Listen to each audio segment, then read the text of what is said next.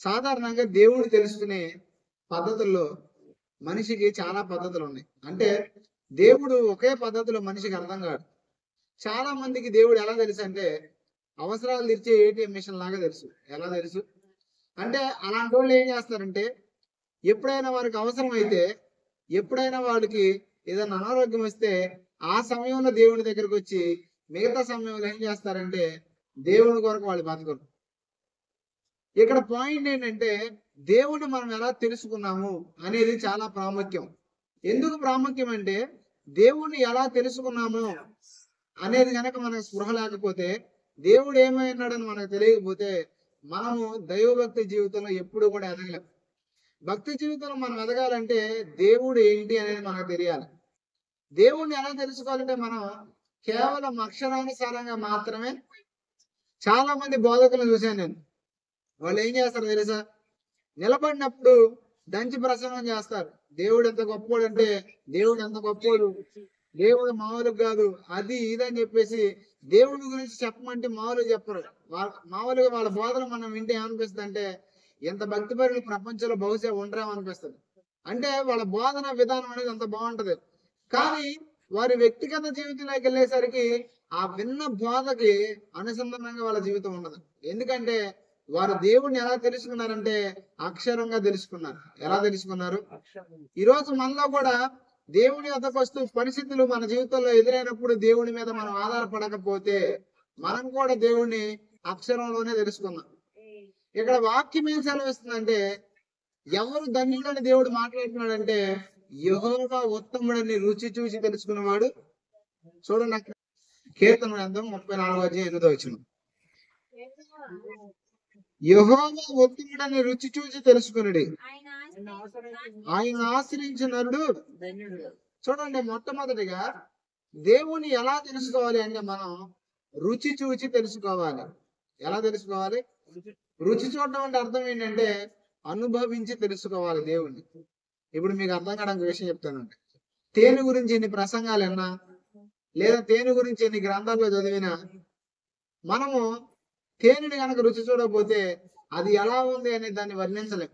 ఒకవేళ పదాలు వర్ణించవచ్చు కానీ అనుభూతి చెందకపోతే దాన్ని మనం 100% హృదయపూర్వకంగా మనం చెప్పలేం. ఎలా ఉండిద్ది అంటే తీగ ఉండిద్ది అని చెబుతాం అంతే. అవునా కదా? అలా దేన్నైనా సరే మనం అనుభవించకపోతే మనకి అర్థం కాదు, పూర్తిగా తెలియదు దాని గురించి. అలాగే దేవుని విషయంలో కూడా మనము దేవుణ్ణి అనుభవించే వారిగా ఉండాలి. ఎలా ఉండాలి? అందుకే ఇక్కడ దేవుడు అంటున్నాడు, ఎలా దేవుని తెలుసుకోవాలంటే అక్షరానుసారంగా కాదు, ఎలా దేవుని తెలుసుకోవాలంటే 4 ప్రసంగాలు వినడం వల్ల కాదు, అనుభవించడం వల్ల దేవుని తెలుసుకోవాలి. ఎలా తెలుసుకోవాలి దేవుణ్ణి? రుచి చూసి తెలుసుకోవాలి. ఎవరు రుచి చూసి తెలుసుకుంటారో దేవుణ్ణి వారు ఏం చేస్తారో తెలుసా? దేవుణ్ణి ఆశ్రయిస్తారు.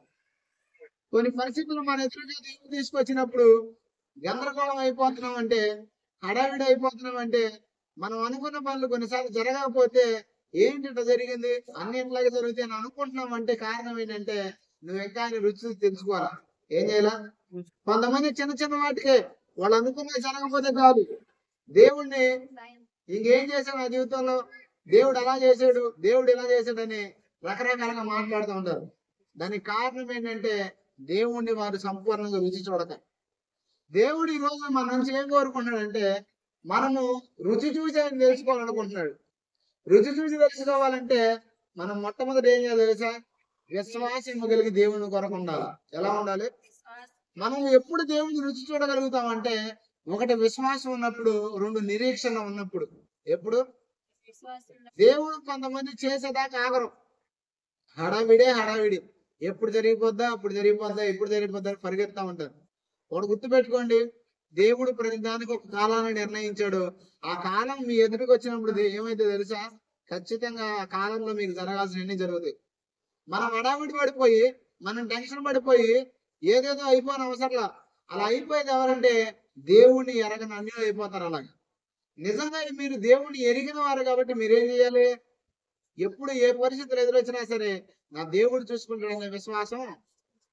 కడుపులో పిండం స్టార్ట్ అయింది ఫస్ట్ నెలలో. స్టార్ట్ అవ్వగానే పుట్టేసిందా? 9 నెలల సమయం. 9 నెలలు అయిపోయిన తర్వాత మీరు ఎవరైనా పుట్టద్దు అన్న 9 నెలల తర్వాత పుడతదా పుట్టదా? ఖచ్చితంగా పుడుతుంది. ఎందుకంటే దానికి నిర్ణయించబడిన సమయం అనేది వచ్చింది కాబట్టి. హల్లెలూయా. అలాగే కొన్నిసార్లు మన జీవితంలో దేవుడు చెయ్యాలనుకున్నవి సమయం వచ్చినప్పుడే చేస్తాడు. మీరు ఎన్ని ఉపవాసాలు ఉన్నా, మీరు ఎన్ని దీక్షలు చేసినా, మీరు ఎంత ప్రార్థన చేసినప్పటికీ కూడా దేవుడు ఎప్పుడు చేయాలనుకుంటే, ఒకసారి అందరూ చెప్పండి, దేవుడు ఎప్పుడు చేయాలనుకుంటే అప్పుడే చేస్తాడు. ఇక్కడ దేవుడు మనకి యజమానా, దేవుడు మన పనోడా? కొంతమందికి దేవుడు పనోళ్ళగా కనపడతాడు. అంటే ఏదన్నా చెయ్యమని దేవుడిని అడిగినప్పుడు వెంపటే చేసేయాలి. వెంపటే చేసేవాడు పనోడు. కానీ మన యజమానుడు ఏం చేస్తాడో తెలుసా? భవిష్యత్తు జ్ఞానం ఎరిగి ఎప్పుడు ఏది మన జీవితంలో చేయాలో అప్పుడే చేస్తాడు. ఎందుకంటే ప్రతి మనిషికి ప్రస్తుతం మాత్రమే తెలుసు, భవిష్యత్తు ఏ మనిషికి తెలియదు. హల్లెలూయా. చూడండి, ఇక్కడ అందుకే దేవుడు స్పష్టంగా చెప్తున్నాడు, యెహోవా ఉత్తముడని రుచి చూసి తెలుసుకుని. ఎప్పుడైతే ఆయన రుచి చూసి మీరు తెలుసుకుంటారో అప్పుడు ఏం చేయగలుగుతారంటే దేవుణ్ణి ఆశ్రయిస్తారు. ఏం చేస్తారు?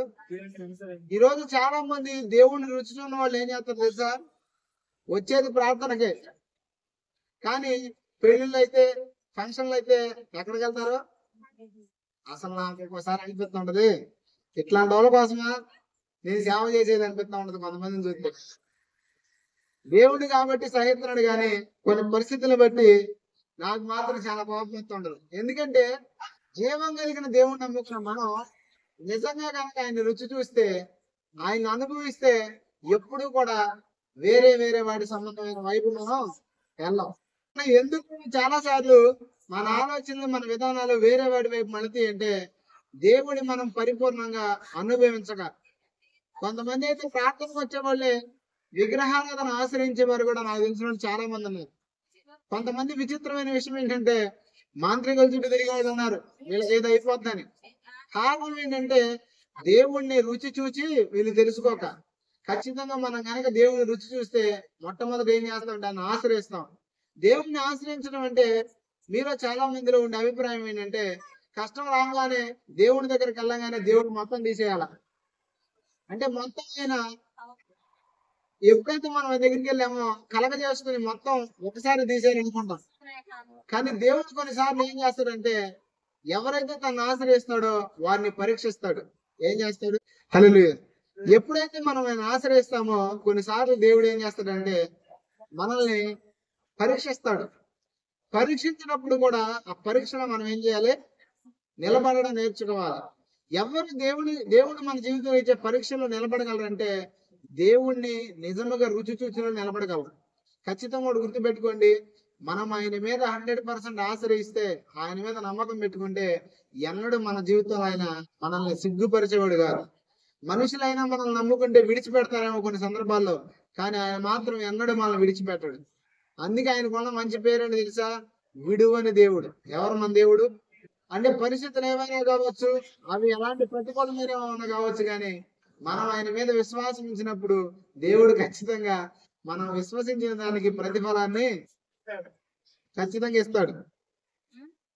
అప్పుడు మనం ఏం చేయాలంటే ఆయన మీద విశ్వాసం ఉంచి నిరీక్షించాలి. అందుకే పౌలు గారు అంటాడు, శ్రేష్టమైన 3, ఆ 3 ఏంటి? 1 కొరింథీయులకు రాసిన పత్రిక 13వ అధ్యాయంలో శ్రేష్టమైన వాడి గురించి చెప్తాడు. ఏం చెప్తాడు? 3 కాగా విశ్వాసము, నిరీక్షణ, ప్రేమ. విశ్వాసము, నిరీక్షణ, ప్రేమ, ఈ 3 నిలుస్తాయి. చూడండి, నిరీక్షణ అనేది మనకి చాలా ప్రాముఖ్యమైనది. ఎప్పుడైతే మనం ఆయన మీద ఆధారపడతామో, ఆయన ఎప్పుడైతే మన జీవితంలో కార్యం చేయాలని ఉద్దేశపడతాడో అప్పుడు మనం పరీక్షకు గురవుతాం. పరీక్షకు గురైనప్పుడు నిలబడటం నేర్చుకోవాలి. హల్లెలూయా. తర్వాత చూడండి, మొట్టమొదటిగా దేవుడు మనం రుచి చూస్తే దేవుడి మీద ఆధారపడతాం. రెండవది, దేవుడు రుచి చూస్తే ఏం పొందుకుంటామో 1 పేతురు రాసిన పత్రికలో చూడండి. 1 పేతురు రాసిన పత్రిక 2వ అధ్యాయం 1 నుంచి.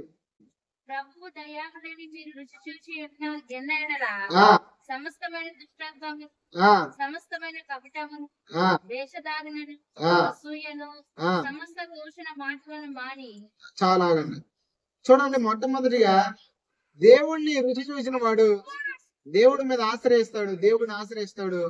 రెండవది, ఎవరైతే దేవుని రుచి చూస్తారో వారు సమస్తమైన దుష్టత్వాన్ని, సమస్తమైన కపటను, వేషధారణను, అసూయ, సమస్త దోష మాటలను మాని కొత్తగా జన్మించిన శిశువులను పోలిన వారై నిర్మలమైన వాక్యమును పాల వలన రక్షణ విషయంలో ఎదుగు నిమిత్తము ఆ పాలను ఆపేక్షించుదురు.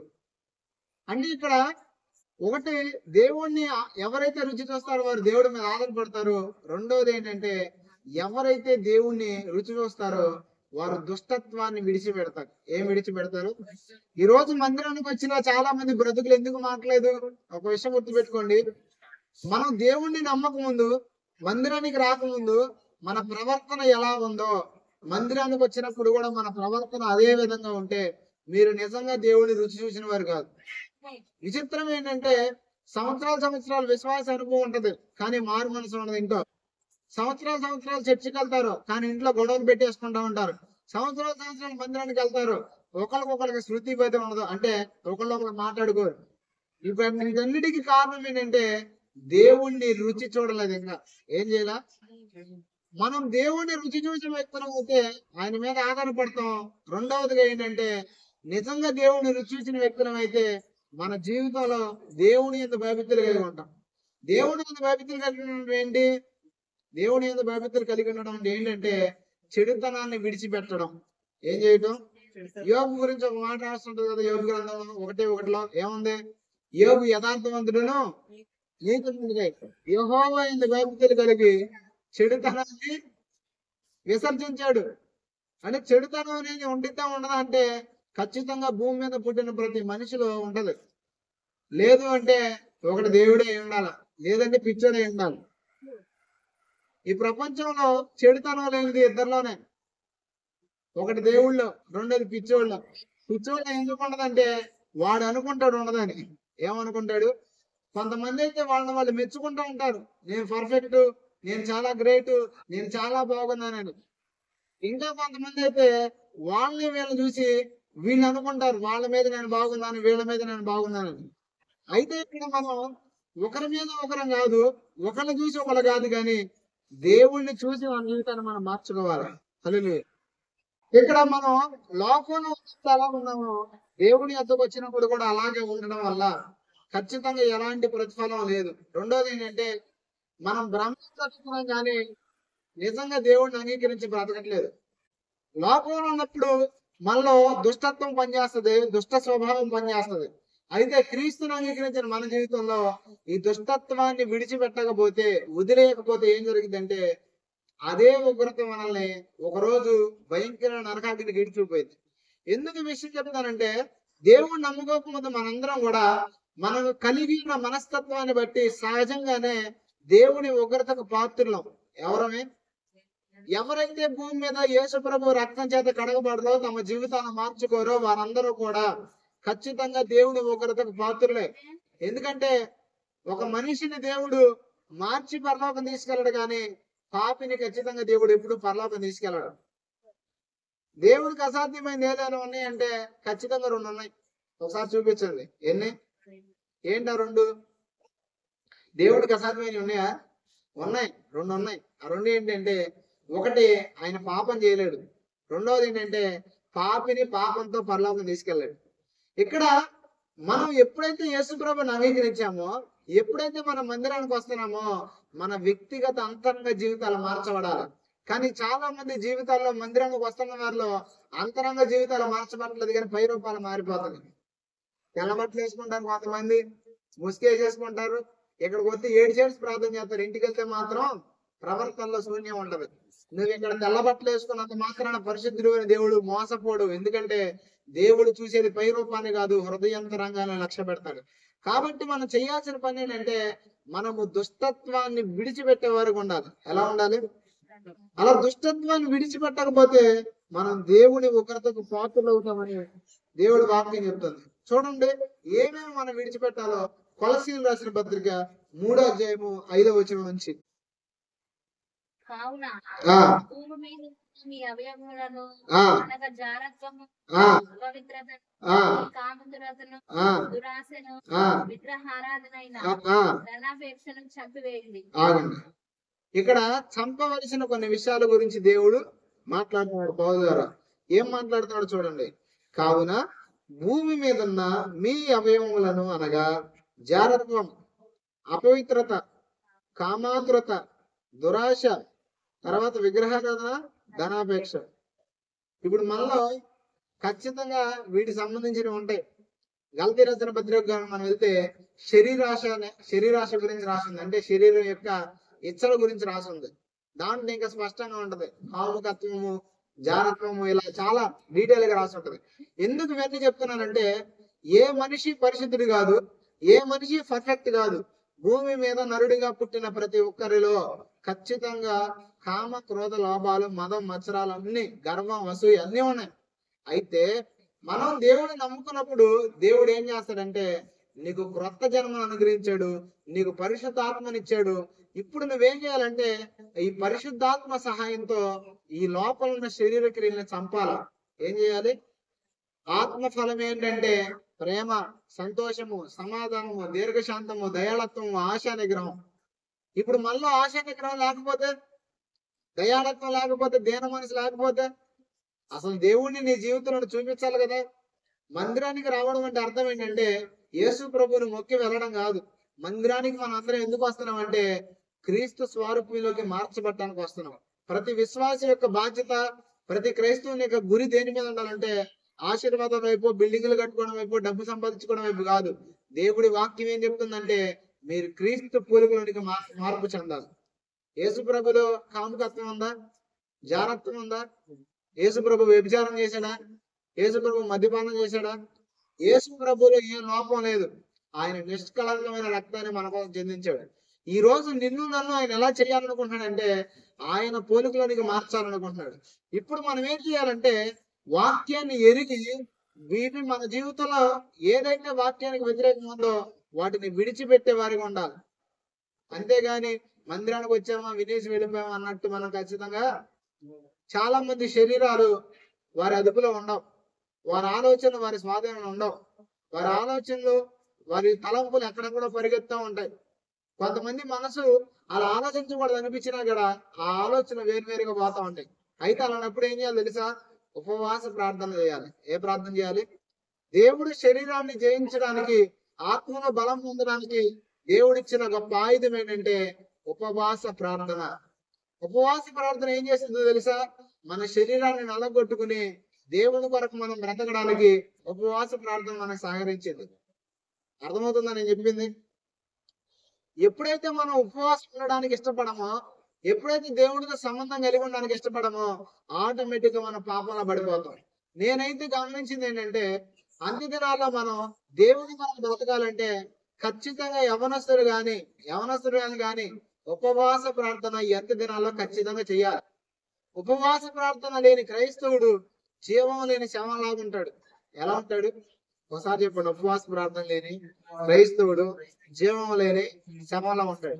ఎందుకు చెప్తారంటే ఉపవాస ప్రార్థన వల్ల జరిగేది ఏంటంటే మనలో ఆత్మీయతలో శక్తి పెరిగింది, ఆత్మలో మనం బలాన్ని పొందుకుంటాం. అలా బలాన్ని పొందుకున్నప్పుడు శరీరాన్ని ఈజీగా జయించగలం. మీ అందరిలో ఇద్దరు వ్యక్తులు పనిచేస్తూ ఉంటారు. చెయ్యి చేయొద్దాను 2 సార్లు వినపడితే వినపడవా? మీరు ఎవరికైనా చెయ్యి అనేది ఒకటి వినపడిద్దా? అర్థం కానీ చెప్తూ వినండి. మీరు 2 సందర్భాలు కూడా వెళ్తారు, ఒక సందర్భం కూడా వెళ్తారు. వెళ్ళినప్పుడు 2 తలంపులు పడతాయి మీలో. పడితే పుట్టవా? ఇది చెయ్యొచ్చు, ఇది చేయకూడదు. సినిమా చూస్తున్నారు, చూడొద్దు. 2 పుడతాయి పుట్టవా? పుట్టినప్పుడు మీరు ఒకటి ఆత్మ, 2 శరీరం. ఇప్పుడు ఈ రెండింటిలో ఏది జయించింది అంటే ఏది బలంగా ఉంటే జయించింది. ఇప్పుడు మీరు ఆత్మలో బలంగా ఉన్నందుకు ఈజీగా జయించవచ్చు. కామాన్ని జయించవచ్చు, కోపాన్ని జయించవచ్చు, తర్వాత ఈ భూమి మీద మనిషి జయించలేని ప్రతిదీ జయించవచ్చు. దేని వల్ల చెప్పనా? ఆత్మ బలం వల్ల. యేసు ప్రభు వారు ఆయన పరిశుద్ధంగా ఎలా జీవించగలరు తెలుసా? మొట్టమొదటిగా పరిశుద్ధాత్మను పొందుకోవడం వల్ల, రెండవది ఏంటంటే ఆయన ఆత్మ బలాన్ని పొందుకున్నాడు. దేని పొందుకున్నాడు? ఖచ్చితంగా మనం అందరం మందిరానికి వస్తున్నప్పుడు ఆత్మ బలము చేత నింపబడాలంటే, ఆత్మ బలాన్ని పొందుకోవాలంటే ఉపవాస ప్రార్థన ఖచ్చితంగా కావాలి మనకి. ఈ శరీరం మన మాట ఏందో, ఈ శరీరానికి సొత పెట్టామనుకోండి, తిండి పెట్టామనుకో చక్కగా, నాకైనా సరే నేనే చెప్తున్నా, నేను ఎప్పుడైతే ఉపవాసం ఉండనో, వారానికి కనీసం 2 సార్లు ఉపవాసం ఉంటాను. ఉపవాసం మానేశాను అనుకోండి, నా శరీరం నాకు ఆటోమేటిక్ గా తెలిసిపోతా ఉంటది, నా శరీరం జయించింది అని. ఇప్పుడు అలా జయించినప్పుడు ఏమైందో తెలుసా? దేవుడికి వ్యతిరేకమైన కార్యాలను తెలుస్తా ఉంటాయి మనలో. ఇది తప్పు అని తెలుస్తా ఉంటది, కానీ మనం ఏం చేయలేం తెలుసా? దాన్ని జయించలేం. ఎందుకంటే నువ్వు ఆత్మలో బలహీనంగా ఉన్నావు. బలహీనంగా ఉన్నావు లేదా? నీకు అర్థం కాని చెబుతానండి. మీరు ఎవరికైనా బాగా అనారోగ్యం వచ్చేసి బాగా అన్కాన్షియస్ అయిపోయారు అనుకోండి, కళ్ళు తిరిగి పడిపోయారు అనుకోండి, మిమ్మల్ని ఎవరైనా మోసుకెళ్తారని తెలిసిందో తెలీదా? ఖచ్చితంగా తెలిసింది.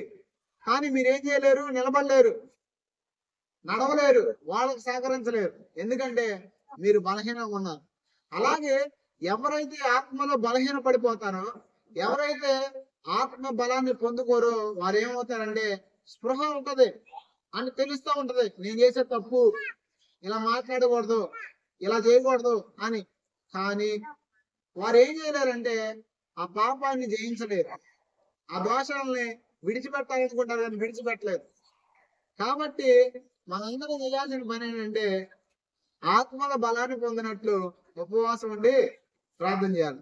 చూడండి, ఇక్కడ అంటున్నాడు మనం వీటిని విడిచిపెట్టాలి. తర్వాత వచ్చిన చూడండి, కొలస్సీ రాసిన పత్రికలోనే ప్రతి మనుషుల్ని ఆ క్రీస్తునందు ఆ పూర్ణిగా చేసి ఆ ఆయన ఎదుట నిలబెట్టవలెనని ఆ సమస్త విషయమైన ఆ జ్ఞానముతో మేము ప్రతి మనుషుల్ని ఆ బుద్ధి చెప్పుచు ఆ ప్రతి మనుషునికి ఆ బోధించుచు ఆ ఆయనకు ప్రకటించుచున్నాము. ఆ అందు నిమిత్తము ఆ నాలో నాలో బలముగా ఆ కార్యసిద్ధి కలుగజేయు ఆ ఆయన క్రియా ఆ బట్టి నేను పోరాడుచు ప్రయాసపడుచున్నాను. చాలు.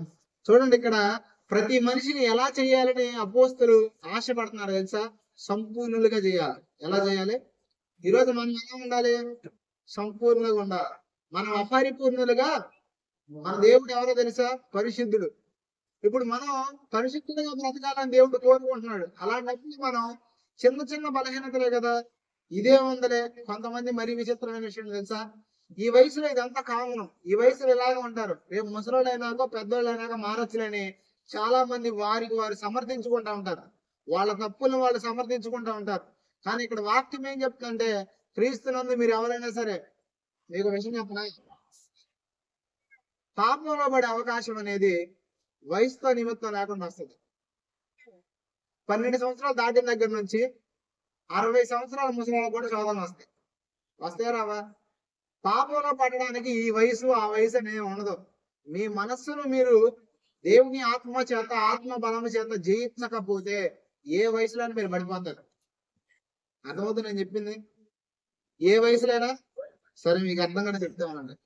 దావీదు మహారాజు ఉన్నాడు కదా, దావీదు మహారాజు బెత్షెబతో పాపం చేసినప్పుడు యవనస్తుడు అనుకున్నారా? యవన ప్రాయం అయిపోయింది ఆయనకి. అప్పుడు యవన ప్రాయం అయిపోయి చాలా వృద్ధాప్య దశ దగ్గరలో ఉన్నాడు ఆయన. ఇప్పుడు ఇంచుమించుగా 50-60 సంవత్సరాలు వచ్చినాయి అప్పుడు ఆయనకి. ఆ వయసులో కూడా పాపం ఏం చేసింది ఆయన్ని? కారణం ఏంటి? దావీదు మహారాజు పాపంలో పట్టడానికంటే చేయాల్సిన పని చేయకుండా అనవసరమైన దాని మీద దృష్టి పెట్టడం. ఖచ్చితంగా గుర్తుపెట్టుకోండి, ఈ రోజు మనం దృష్టి పెట్టాల్సింది పరిశుద్ధత మీద, దృష్టి పెట్టాల్సింది లోకస్తుల మీద కాదు, దృష్టి పెట్టాల్సింది దేవుడి మీద మాత్రమే. ఎవరి మీద? యేసు ప్రభు మీద మనం ఎప్పుడైతే దృష్టి పెడతామో అప్పుడు జరిగేది ఏంటంటే ఆయన ఉన్న పరిశుద్ధత మనకు వస్తుంది. ఈ రోజు చాలా మంది యేసు ప్రభుని పక్కన పెట్టి చాలా మంది దావీదుని చూస్తారు, యోసేపు మాత్రం చూడడం. మళ్ళీ ఎవరిని చూడరు అంటే వీళ్ళు చేసే తప్పులు సమర్థించుకోవడానికి వాక్యాలు ఎత్తుకుంటూ ఉంటారు. క్రైస్తవులు చాలా మంది సేవకులు కూడా వాక్యాలు ఎత్తుకుంటూ ఉంటారు తప్పు చేయడానికి. కానీ వాక్యం ఏం చెప్తుందంటే మనం కలిగి ఉన్న దుష్టత్వాన్ని, ఇంకో విషయం చెప్తానండి, దుష్టత్వం అనేది మనిషికి ఎప్పుడు నుంచి వస్తుంది? బైబిల్ ఏం చదివిస్తుంది తెలుసా? బాలుని హృదయము స్వాభావికంగా మూఢత్వంతో నిండిపోయింది అన్న. ఎలా ఉంటది అంటే మూర్ఖత్వం, పాప స్వభావం అనేది మనకి ఎప్పటి నుంచి వస్తుందంటే పుట్టుకల నుంచే వస్తుంది. ఇప్పుడు చిన్నపిల్లలు ఉన్నారు, చేయొద్దనే పని ఎందుకు చేస్తున్నారు? మీ ఇంకా అర్థం కావడం ఒక విషయం చెప్తానండి. చెడు నేర్పించడం ఈజీయా? మంచి నేర్పించడం ఈజీయా? మంచి నేర్పించడం ఈజీయా? చెడు నేర్పించడం ఈజీ. చెడు అనేది మనుషులు ఎలా ఉంటుందో తెలుసా? కలుపులాగా వస్తుంది. ఇప్పుడు మనం చాలా మంది వ్యవసాయం చేసేవాళ్ళు ఉన్నారు కదా, పంటను పండిస్తారు, కలుపును పండించవసరంలా. మీరు పంట వేగిపోయిన ఒట్టి చేలు ఆడ పెడితే ఆటోమేటిక్ గా కలుపు ఏం చేస్తుంది? మనిషి హృదయంలో కూడా కలుపులాగా పాపం అనేది విస్తరిస్తా ఉంటది. అయితే మనం చేయాల్సిన పని ఏంటంటే వాక్యము చేత, పరిశుద్ధాత్మ బలము చేత వాడిని చంపేయాలి. ఏం చేయాలి? తర్వాత చూడండి, అదే కొలసీ రాసిన పత్రికలో 10వ వచనం. మీరు పరిత్యజించి జ్ఞానం కలుగు నిమిత్తము ఆ. దాన్ని సృష్టించిన వాడి పోలిక చొప్పున ఆ. మర్చుకొనుచున్న ఆ. నవీన స్వభావమును ధరించుకొని ఉన్నాము. చూడండి, ఇక్కడ దేవుడు స్పష్టంగా చెప్తున్నాడు, మనము నూతన స్వభావాన్ని ఏం చేయాలి? ధరించుకొని ఉన్నామా? ధరించుకొనిచున్నామా? మళ్ళీ చూడండి, నూతన పరచబడుచున్న నవీన స్వభావమును ధరించుకొని ఉన్నారు. అంటే మనకి ఏముంది? ఆల్రెడీ లోపల నూతన స్వభావం ఉంది. మనం దాన్ని గ్రహించుకోవాలంతే. ఎప్పుడైనా సరే దేవుడు ఎక్స్ప్రెషన్ గా మన కోసం ప్రత్యేకం ఏం చేయడు, ఆల్రెడీ చేసేసి ఉన్నదాన్ని మనం తీసుకోవాలి. ఏం చేయాలి అంటే, ఎప్పుడు దాన్ని మనం స్వతంత్రించుకోగలం, ఎప్పుడు దాన్ని పొందుకోగలం అంటే ఖచ్చితంగా మనము శిశువులు వంటి వారంగా మార్చబడినప్పుడు అంటే. అదే పేతురు రాసిన పత్రిక, ఒకసారి వెళ్దాం. పేతురు రాసిన పత్రిక అదే 2:3 చూడండి. ఇక్కడ కొత్తగా జన్మించిన శిశువులను పోలిన వారై నిర్మలమైన వాక్యమును పాల వలన రక్షణ విషయంలో ఎదుగు నిమిత్తము ఆ పాలను, అంటే మనం ఎదగాలంటే ఏం చేయాలి? ఆపేక్షించాలి. కానీ ఈరోజు మనకి ఉన్న ఆలోచన ఏంటంటే, మందిరానికి వెళ్తే చాలే, ఇక్కడ ఉంటే చాలే, ఈ కొంచెం అనుభవిస్తే చాలేనే ఆలోచన ఈరోజు మనలో ఉంది. కాబట్టి మనం ఏం చేస్తున్నాం అంటే దేవుణ్ణి అడగట్లేదు. మన ఆత్మీయ జీవితంలో కావచ్చు, భౌతిక జీవితంలో కావచ్చు, ఏది మనం పొందుకోవాలన్నా సరే మనం దేవుణ్ణి అడగడంలోనే ఉంది. ఏం చేయడం ఉంది? ఒకసారి చెప్పండి. మనం ఏది పొందాలన్నా దేవుణ్ణి వేడుకోవడంలోనే ఉంది. శుద్ధమైన హృదయాన్ని కోరుకోవచ్చా దేవుడి దగ్గర? చెడిపోయింది మన మనసు, దేవుడు మన తిరిగి బాగు చేస్తాడా? చేయడా? కొంతమందిలో ఉన్న అపోహ ఏంటంటే, ఇక నేను చెడిపోయాను, ఇక నేను మరలా తిరిగి బాగోలేను, ఇక నా బ్రతుకు మారదు, ఏదో మందిరానికి వెళ్దాం అనే ఆలోచన ఉంటారు. కానీ దేవుడు ఏం చెప్తున్నాడంటే, మీరు ఆపేక్షిస్తే ఖచ్చితంగా మీకు అది వస్తుంది. రెండో విషయం చెప్పనా? మీకు ఎగ్జాంపుల్ చెప్తాను. దావీదు మహారాజు చేసే ప్రార్థన ఒకసారి మనం గమనిస్తే, దేవా నా ఎందుకు శుద్ధ హృదయం మరలా కలగజేయమని అడుగుతాడు దేవుడు. దావీదు ప్రార్థన దేవుడు విన్నాడా? తోసేసాడా? మీకు విషయం చెప్తానండి, మనిషి తనంతటి తానైతే ఆత్మీయతలో ఏది పొందుకోలేడు, తనంతట తాను ఏది మనిషి సాధించలేడు. కానీ ఎప్పుడైతే మనిషి దేవుని సహాయం కోసం వెళ్తాడో, దేవుడు ఆ వ్యక్తికి సహాయకుడిగా ఉంటాడో, ఆ వ్యక్తి పడిపోయినా కూడా మరలా తిరిగి లెగుస్తాడు. కారణం ఏంటంటే, పడిపోయిన వాడు లెగవడానికి శక్తి వీళ్ళలో లేదు, కానీ వీడిని కలగజేసిన దేవుళ్ళ ఉంది. అందుకే వాక్యం ఏం సాధిస్తుందంటే, నీతిమంతులు 7 సార్లు పడినా, చెప్పండి, లెగుస్తారా లేవరా? ఎందుకు లెగుస్తారో తెలుసా? నీతిమంతులు 7 సార్లు పడిపోయినా దేవుడు వారిని లేపుతాడు కాబట్టి లెగుస్తారు. ఈరోజు ఖచ్చితంగా మనం కూడా మన పరిస్థితుల్లో ఏ మార్గం కూడా మనం వెళ్తున్నా, ఒకవేళ మన హృదయం మనల్ని దుష్టత్వం వైపు మళ్ళిస్తుంటే వాక్యాన్ని జ్ఞాపకం చేసుకోవాలి. ఏంటంటే, దేవుడు మనల్ని నూతన పరిచాడు. ఎప్పుడైతే మనం బాప్తిసం పొందామో అప్పుడు జరిగింది ఏంటి తెలుసా? మన పాత జీవితం అంతా సమాధి చేయబడింది. ఇప్పుడు నువ్వెవరో నవీన స్వభావాన్ని ధరించుకున్న వ్యక్తివి. నవీన స్వభావం ఉందా లేదా మీలో? మీకు అర్థం కూడా చెప్తాను. బాప్తిజం తీసుకున్న వాళ్ళకి తేడా ఏంటంటే, బాప్తిజం తీసుకున్న వాళ్ళు దేవుడు పరిశుద్ధాత్మను ముద్రగా ఉంచాడు. ఈ పరిశుద్ధాత్ముడు ఏం చేస్తాడంటే మనల్ని పడిపోనివ్వకుండా చేస్తాడు. రెండవది, మీరు గనక పడిపోవడానికి అవకాశాలు వెతుక్కుని పడిపోతే మరలా తిరిగి మిమ్మల్ని లేపుతాడు. పరిశుద్ధాత్మ దేవుళ్ళ నాకు గొప్పతనం ఏంటంటే, ఆయన పునరుద్ధానపు శక్తి మనలో జీవింపజేస్తాడు. మనల్ని నేను చెప్పింది మీకు అర్థం కాలేదని నాకు అర్థమైంది. ఒకసారి నేను అనగా చెప్పాను, పరిశుద్ధాత్ముడు పునరుద్ధానపు శక్తిని మనలో జీవింపజేస్తాడు. దీన్ని అర్థం కాదని చెప్పి ముగిచేస్తాను. యేసు ప్రభు వారు చనిపోయారు కదా, యేసు ప్రభు వారు చనిపోయిన తర్వాత యేసు ప్రభు వారు ఎలా మరలా తిరిగి పునరుద్ధానం పొందారు? పునరుద్ధానం అంటే చచ్చిపోయిన వ్యక్తి మరలా తిరిగి బతకడం. ఎలా పొందారంటే, పరిశుద్ధాత్మ దేవుని ద్వారా పొందారు. ఎలా పొందారు? నేను చెప్పట్ల సొంత మాటలు. వాక్యంలో ఏముందంటే క్రీస్తు యేసును మృతుల్లో నుండి లేపిన ఆత్మ మిమ్మల్ని కూడా మృతమైపోయిన ఆత్మీయ జీవితాల నుంచి మరలా తిరిగి ఎండిపోయిన ఎముకల్ని దేవుడు వదిలేశాడా? తిరిగి మహాసైన్యంగా మార్చాడా? ఎండిపోయిన ఎముకల్ని దేవుడు మార్చకపోతే, వదిలేయకపోతే ఖచ్చితంగా లాజరు 4 రోజులు అయిపోయిన తర్వాత ఈ భూమి మీద వాళ్ళు అయితే ఎవరో ఆ వ్యక్తిని బతికించలేకపోయేవాడు. కానీ దేవుని వాక్కు, దేవుని ప్రభావం ఏం చేసింది తెలుసా? 4 రోజులైన వ్యక్తిని కూడా తిరిగి లేపింది. కారణం ఏంటంటే మనం శక్తిమంతులు అని కాదు, మనం నీతిమంతులు అని కాదు, కేవలము ఆయన గొప్పవాడిని మాత్రమే. కేవలము ఆయన ఆత్మ మనలో ఉన్నది కాబట్టి.